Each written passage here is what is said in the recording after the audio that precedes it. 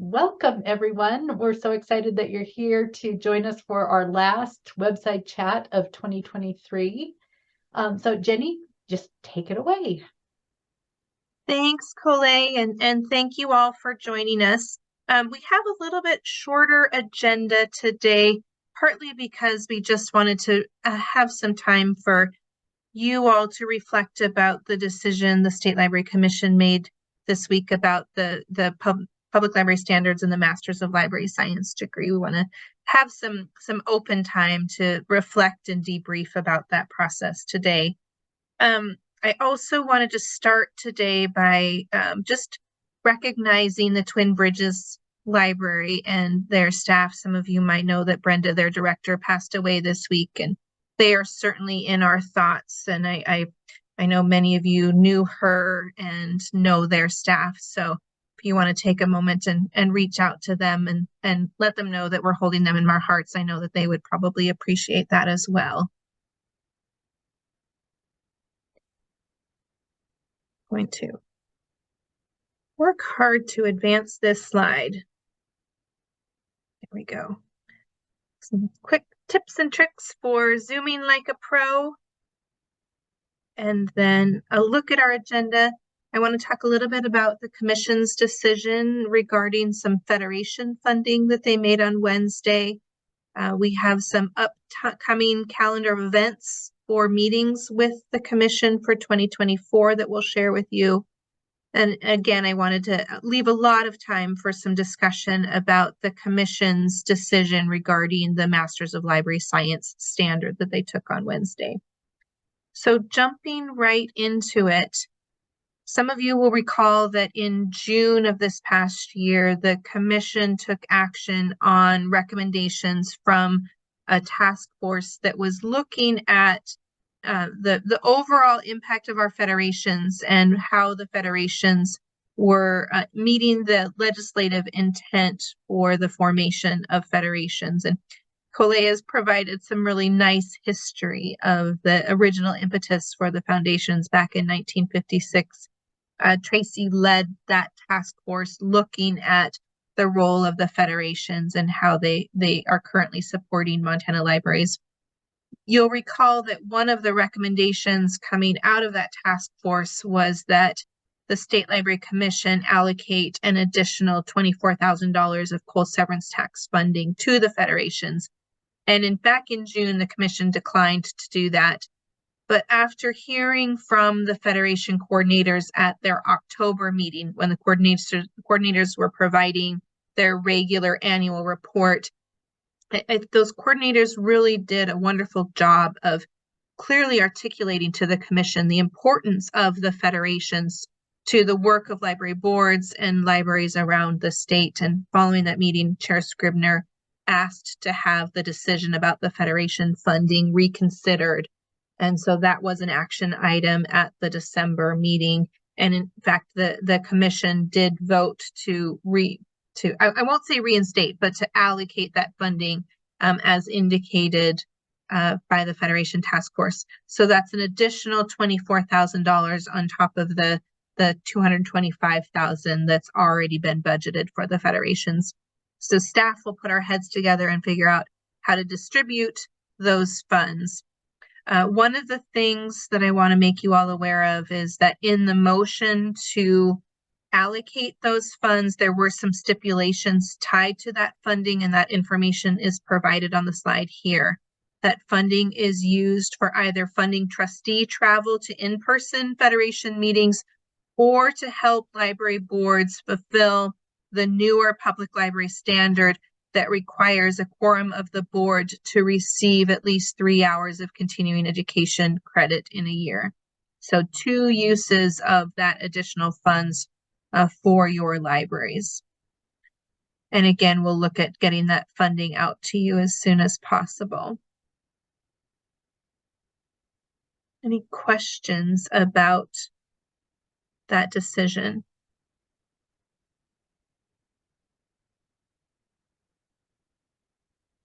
And then it would be my intent to ensure then that amount just be added to the funding for the federations going forward. So, you know, as we always know that state funding is not permanent, but as permanent as it might be going forward. Jenny, I don't know if you see Susie's question. Yeah. About the timeline for spending the federation funds. So it would need to be spent by the end of June, the end of this fiscal year. These are this fiscal year's dollars, along with the rest of your federation funds. So are we going to need to have federation meetings? Like the Pathfinder doesn't meet again until May. So to come up with a plan to spend the $4,000 by the end of June, we might, I don't. Yeah, that seems like it might be challenging. Go ahead, Tracy. So, Susie, just so you know, what we're going to do is Pam Henley is going to meet with each of the 6 federation coordinators to get a sense of where they stand. I am guessing, I have to look at the bylaws, but I think given the commission stipulation, just asking a poll of the group in what their preference would be, whether they want the funding to go to pay for trustee travel to receive continuing education, or they want to pay for a robust training or some combination. So I imagine that's the mechanism we'll have to use, because you're not alone. Several of the federations really meet so late in the year that we're going to have to do some kind of informal poll. Thanks for that update, Tracy.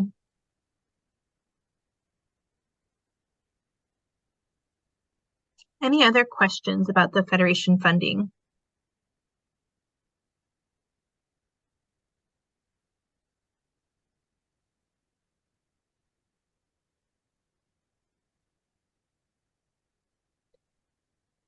I wanted to make you aware of some opportunities to engage with the Commission in 2024. The Commission adopted their regular 2024 meeting schedule on Wednesday, and that includes their April meeting, which will be held in conjunction with the Montana Library Association Conference on April 17th. And then we have submitted a conference proposal for the conversations with Commission that the Commission always does. And the Commission has asked for a longer session this year rather than just the 60 minutes. They felt like the 60 minutes is never enough time for the conversation with Commission. I've visited just a little bit with Kirk and Sarah Widger, and I think that the conference will be able to accommodate a longer session. And hearing from MLA, I know that they're really going to encourage conference attendees to attend that particular session with the Commission.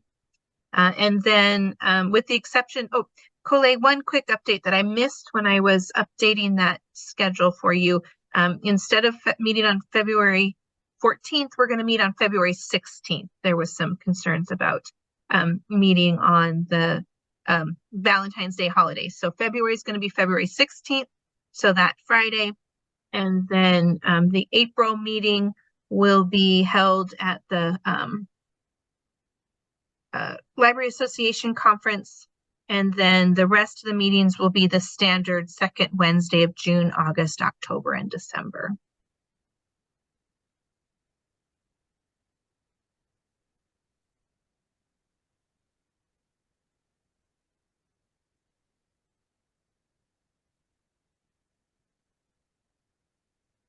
Okay.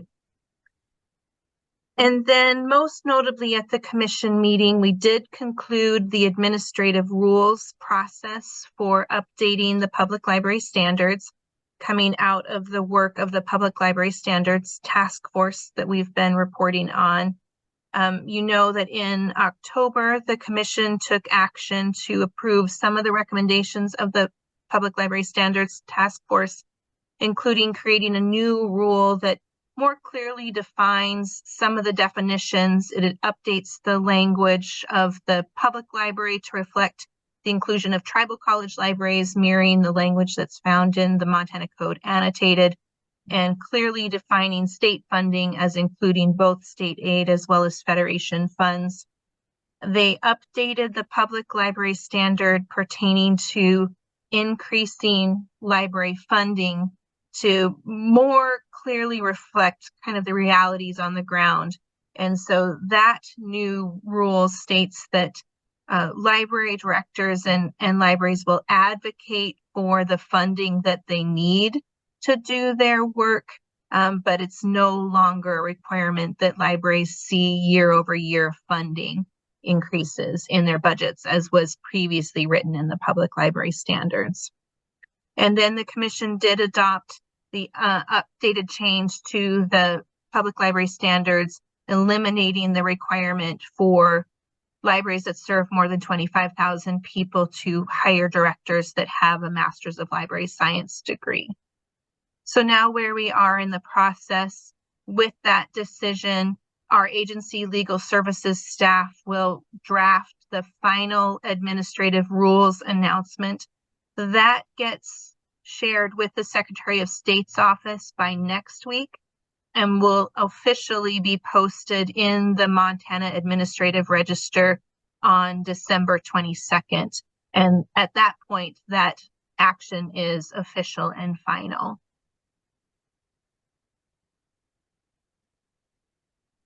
Are there any questions or discussion?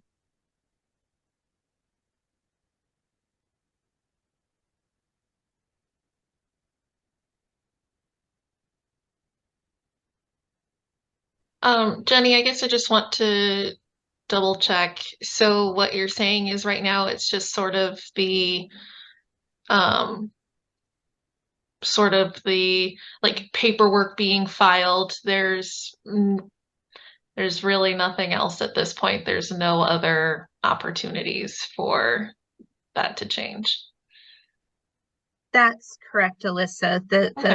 The process was the public comment period process and then the action that the commission took. So this is sort of the final filing of paperwork at this point. Those rules get shared with the legislature and others, but at this point the matter is largely concluded.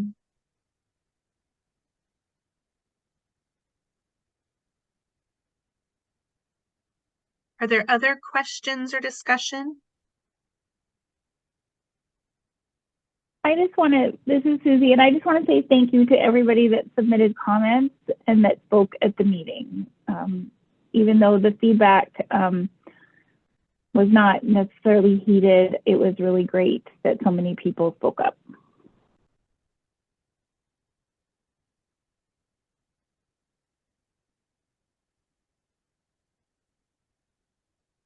And I want to say hello and welcome to Carmen Cuthbertson, who's joined our meeting, one of our commissioners. Thanks for joining us, Carmen. Thanks, Jenny. I won't be here for a long time, but I can listen in for a little bit. Thank you. Great. And I meant to, when I was talking about the Federation funding, acknowledge Jackie Scott from the Big Timber Carnegie Library, who shared comments on behalf of her board, really in support of that Federation funding. Jackie, we really appreciate hearing from you and your board. That public comment meant a lot.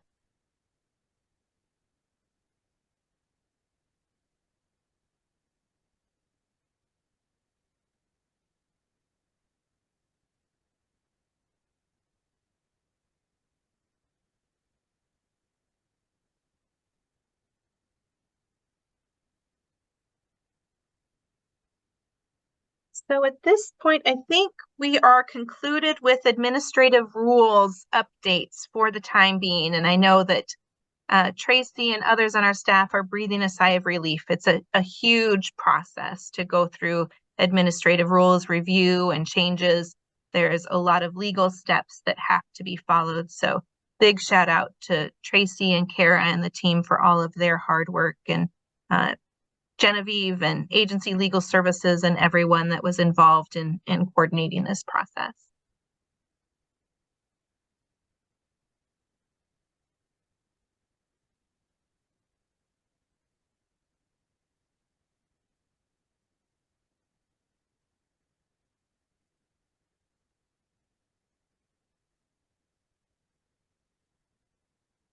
All right, some upcoming events we wanted to make sure that you're aware of. If you happen to be in Helena, I really encourage you to come down to the Lewis and Clark Library tomorrow morning for having our first ever History Portal Lego Challenge.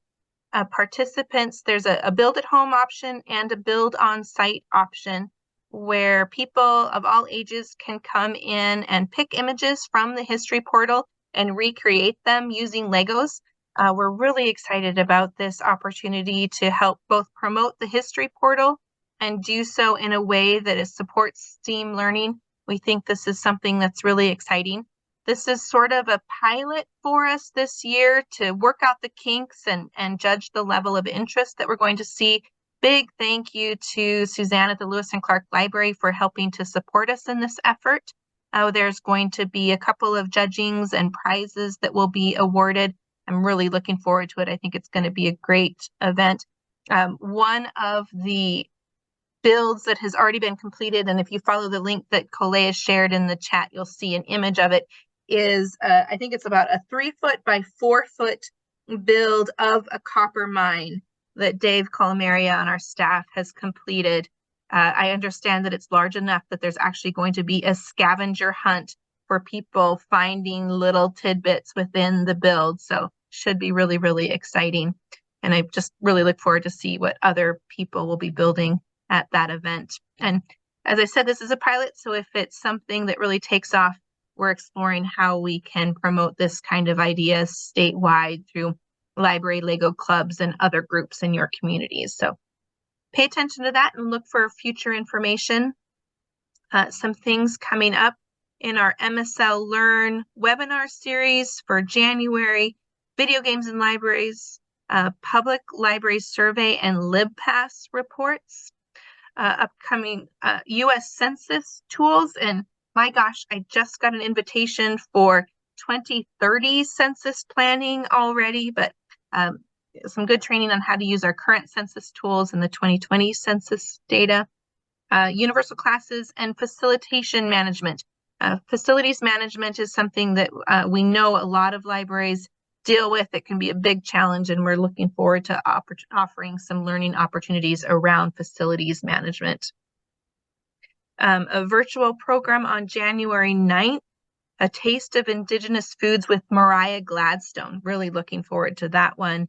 And then as always, check out our events calendar in Aspen for more information.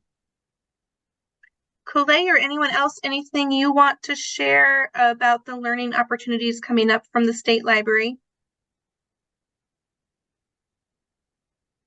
Great. Jenny, I would just say if anyone on this call is not subscribed to the continuing education newsletter, just give me a shout and I can help you get subscribed. We're going to be pushing out different schedules and really highlighting this huge kickoff of the 2024 series in January. So that newsletter is the best way to kind of stay on top of that. And like I said, you can just reach out to me if you have any questions about how to get subscribed. Great.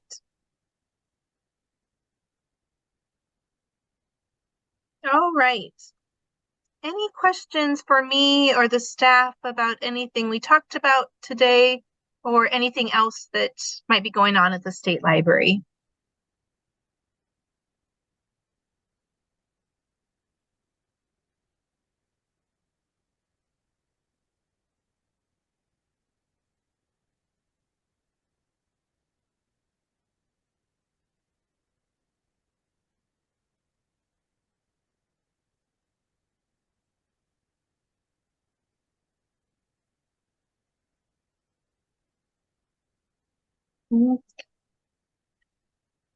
Not hearing anything, but I'm happy to hang out for a little bit longer.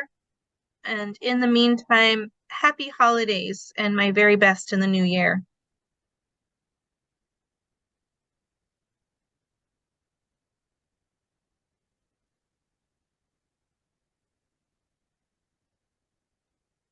We always love to get your feedback. So if you like the QR code, you can snap that on your screen, or oops, I'll share the correct link to the evaluation form.